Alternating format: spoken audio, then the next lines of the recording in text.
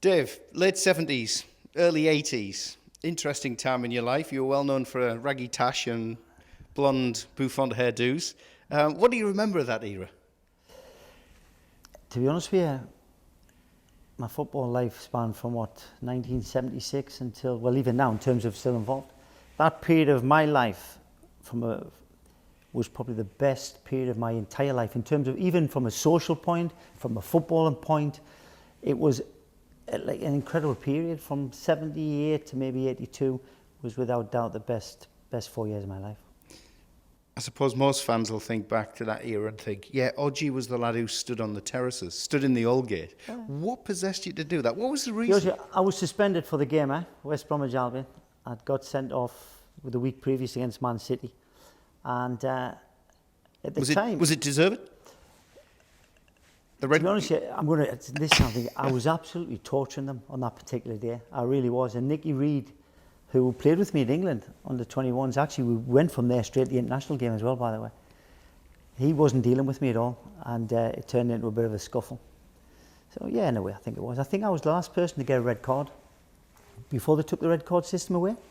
So I think I was the last person to get that. Anyway, you were back. Sorry. Anyway, we digress. The Holgate came about because of my suspension, and at the time there was two lads in particular, Tommy McGinn and a lad called Spanky, and I knew them really well. Good lads, just ordinary lads from the street. They weren't, from the football world or anything. And I said I would join them in the Holgate, and I think they were a bit, no chance, Hodgie wouldn't come, and I did. And I actually was the only person to stand the Holgate End and sing a Sunderland song and not get clipped for it, which I did, just for the fun of it, But it was great. Listen, I'm an ordinary kid. I come from Gateshead. I've been a football fan all my life. I come from the street this year. So being in there wasn't anything like different to me, but maybe from a footballing side, why would a player go and stand in the terrace as well? For me, it was just normal practice. But it was where I wanted to be on that particular day, especially when we won. It was fantastic.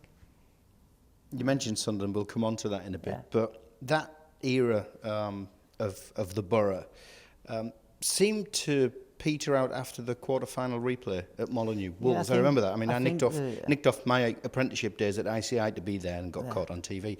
But what was happening at that time? Because it seemed to be a real transition from the club, positive as it was, then it faded away. Literally overnight as well, in theory. I think had we beaten Wolves, we were a top six side in the old, what they called First Division. And I think we were probably the best footballing side in that league, And I think had we beaten Wolves, the club would have gone from strength to strength. But as it happened, the flip side is we got beaten in the replay down there. We went out and the club just, it folded. The atmosphere around the town, around the stadium on match days, it had gone literally overnight. The fans turned on certain players, Big Billy being one of them that they picked on, Craig Johnson disappeared, Spike disappeared, Procky left.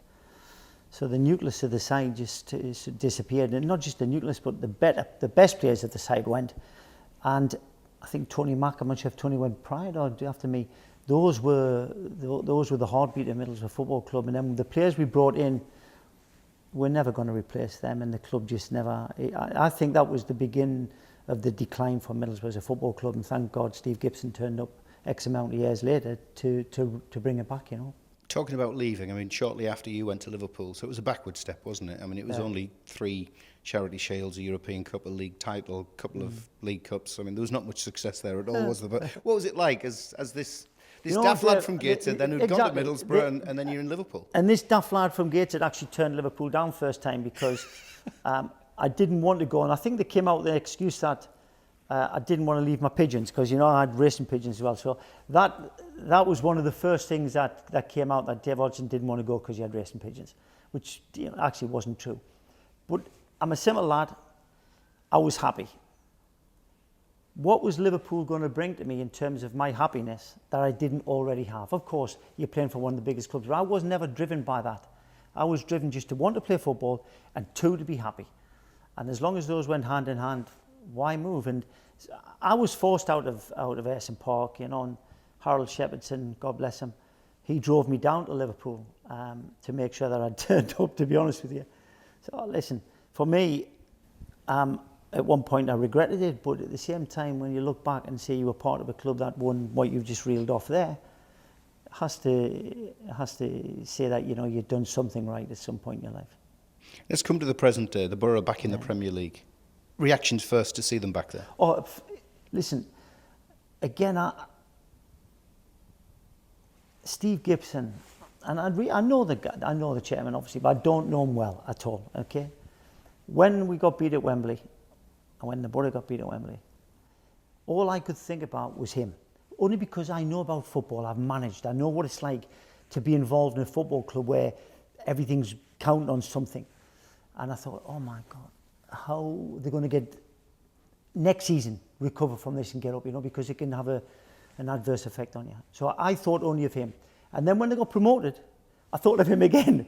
But then, of course, then the town benefits from it because the amount of revenue that's generated with the Premier League coming in, the fans coming to Middlesbrough for the match days and league. So all of that then, you know, is very, very, very important. But my first thought at Wembley was Steve Gibson, and then thereafter Steve Gibson. So, but for the club, it's fantastic. It's where you need to be.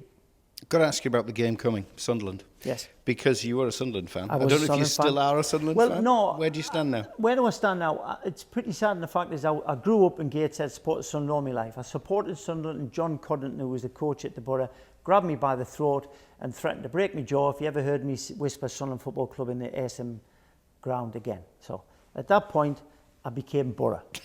Then I ended up loving the Borough, and it meant more to me than anything else.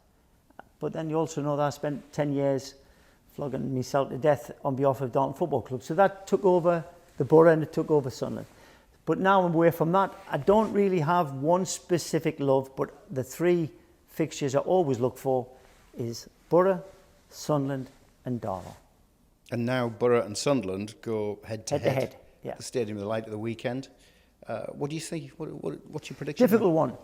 One,